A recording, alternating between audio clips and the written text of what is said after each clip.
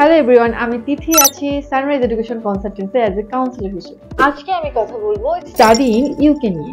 ইউকেতে একটি ডিগ্রি অর্জন করলে আপনার ক্যারিয়ার বদলে যেতে পারে, আপনি চলে যেতে পারেন সফলতার শীর্ষে। ইউকেতে র্যাঙ্ক ইউনিভার্সিটিগুলো রেখেছে বিভিন্ন ধরনের কোর্সের সুবিধা। যেহেতু মোটামুটি আমরা সবাই জানি ইউকেতে পড়াশোনা একটু হাই কস্ট, সেক্ষেত্রে আপনি আপনার পড়াশোনার পাশাপাশি পার্ট টাইম জব করে আপনার পড়াশোনা এবং লিভিং কস্ট দুটোতেই কিন্তু সহায়তা করতে পারেন।